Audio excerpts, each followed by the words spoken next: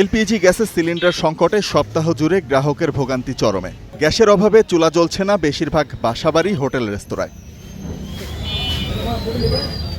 খুলনায় LPG gas ব্যবসায়ীদের ধর্মঘট প্রত্যাহার হলেও স্বাভাবিক হয়নি সরবরাহ। গ্যাস সংকটে চরম ভোগান্তিতে পড়েছেন ক্রেতারা। অভিযোগ রয়েছে সরবরাহ না থাকার অজুহাতে কিছু অসাধু ব্যবসায়ী বেশি দামে সিলিন্ডার বিক্রি করছেন। ব্যবসায়ীরা বলছেন ডলার ও জাহাজ সংকট সহ নানা কারণে আমদানি কমে যাওয়ায় গ্যাসের সংকট চলছে। টাকা হলেও গ্যাস পাওয়া যাচ্ছে না। হ্যাঁ, নাই তো সিলিন্ডারের গ্যাস নাই। আমাদের দোকানে চালাবো কি করে? আমরা দোকানে তো চালাতে পারতেছি না।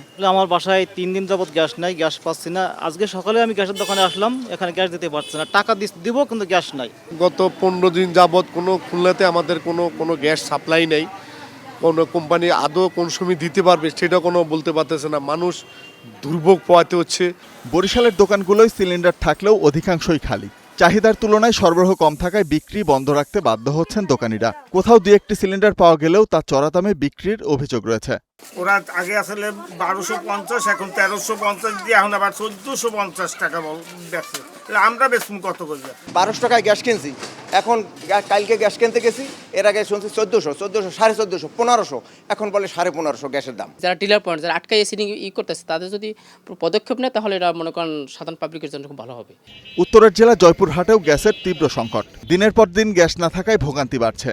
আমাদের হোটেলে এখন গ্যাসের খুবই সমস্যা, হোটেল প্রায় বন্ধ পর্যায়ে।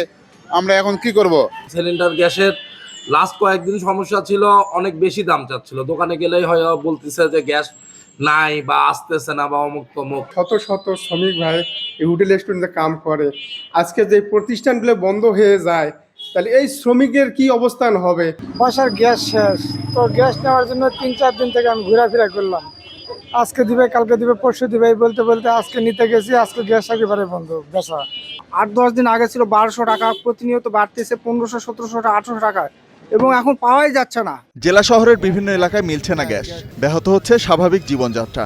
সিলিন্ডার গ্যাসের সরবরাহ নিয়ে মিশ্র প্রতিক্রিয়া খুচরা ব্যবসায়ী ও ডিলারদের। ডিলাররা সরকারি মূল্যে গ্যাস সরবরাহ করতেছে না বিধায় আমরা গ্যাস পাচ্ছি না। এই জন্য গত 2-3 দিন থেকে গ্যাস না পাওয়ার কারণে দোকানে কোনো গ্যাস নেই। আমরা আপাতত দোকান বন্ধ রাখছি, যখন গ্যাস পাবো তখন আবার হচ্ছে যে সরবরাহ করব। সারা বাংলাদেশে 4.5 কোটি সিলিন্ডার, এর মধ্যে 1,25,00,000 সিলিন্ডার বর্তমানে গ্যাস আছে, 3 কোটি সিলিন্ডারই খালি। কেন? এর ব্যাখ্যা দিয়েছে যে লিকুইডিটি, যেটা পাওয়া যাচ্ছে না, পাচ্ছে না, আসলে বাইরের থেকে আসতেছে না বা হচ্ছে না। এদিকে অবৈধ মজুতদার ও অসাধু ব্যবসায়ীদের বিরুদ্ধে ব্যবস্থা নেওয়ার কথা জানিয়েছে প্রশাসন। ডিলার পর্যায়ে যদি মেমো না দিয়ে থাকে সেক্ষেত্রে তাদের যথাযথ জিজ্ঞেস করা হবে। এক্ষেত্রে যদি তারা যদি ডিলার পর্যায়ে থেকে তারা যেখান থেকে সংগ্রহ করছে সেখানে যদি না দিয়ে থাকে তাদের মেমো, সেখান থেকে আমরা প্রকৃত কারণ অনুসন্ধানের মাধ্যমে এটা সমাধানের চেষ্টা করব।